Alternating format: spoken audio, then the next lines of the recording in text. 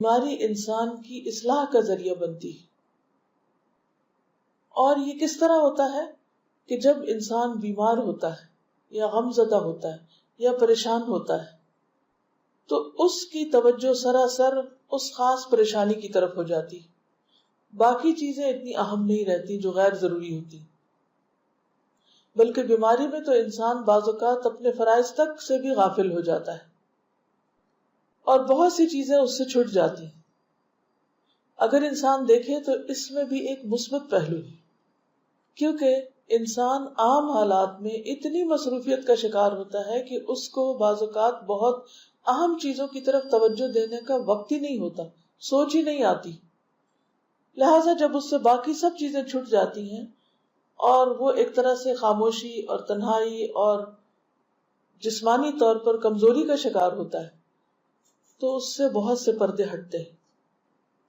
اسے اپنی حقیقت کا پتہ چلتا ہے، اسے اپنی آخرت کے بارے میں سوچ آتی کہ میرا انجام کیا ہوگا، میرے ساتھ کیا معاملہ ہوگا، کل میرا کیا بنے گا جب سب میرا ساتھ چھوڑ جائیں گے، حتیٰ کہ میرا اپنا جسم بھی میرا نہیں رہے گا، کیونکہ قیامت کے دن انسان کا جسم بھی انسان کے خلاف گواہی دے گا.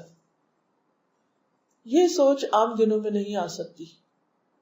انسان ایسی چیزوں کے بارے میں سوچتا ہی نہیں، کیونکہ جب تک جسمانی طور پر وہ طاقتور ہوتا ہے، باہمت ہوتا ہے، وہ سمجھتا ہے وہ سب کچھ کر سکتا ہے، اس کے لیے کچھ مشکل نہیں، ہر چیز اس کے قابو میں ہے، کنٹرول میں ہے، ہر چیز اس کی اپنی ہے. لیکن جب بیمار ہوتا ہے تو پھر آہستہ آہستہ اس کو اندازہ ہوتا ہے کہ اس کا یہ خیال غلط تھا، اس کی یہ سوچ درست نہ تھی.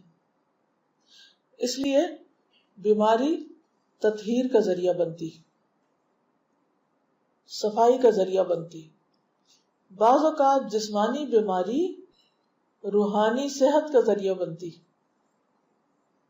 کیونکہ بیماری میں انسان کے گناہ بھی دھلتے ہیں، چھوٹی بیماری ہو یا بڑی ہو. جیسے ایک موقع پر نبی صلی اللہ علیہ وسلم نے ایک خاتون کو دیکھا جسے بخار تھا، وہ بخار کو برا بلا کہہ رہی تھی، تو آپ نے فرمایا کہ تم اس کو برا بلا نہ کہو.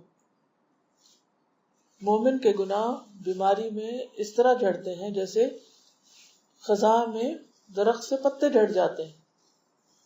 حتیٰ کہ مومن جب اللہ سے ملاقات کرتا ہے، یعنی بیماری کے بعد جب فوت ہوتا ہے، تو وہ اس حال میں اللہ سے ملتا ہے کہ وہ بالکل پاک صاف ہو چکا ہوتا ہے، یعنی اس کے جسم پر ایک بھی گناہ باقی نہیں ہوتا، بالکل صاف ستھرا.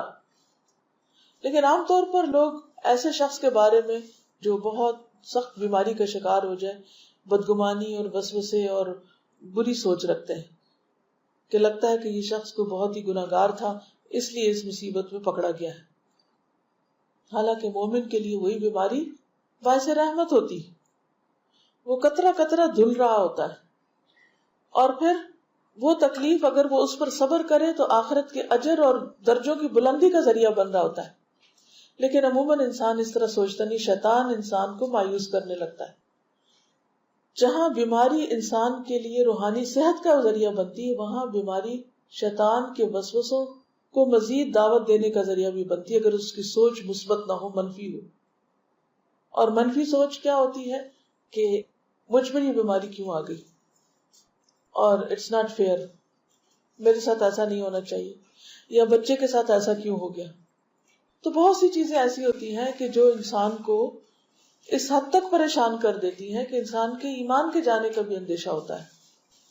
تو سب سے پہلی بات تو یہ کہ انسان پر جب کوئی بیماری آئے تو وہ کیا سوچ رکھے کہ اس بیماری کا علاج موجود ہے، پھر وہ اللہ سے دعا کرے اور علاج شروع کرے.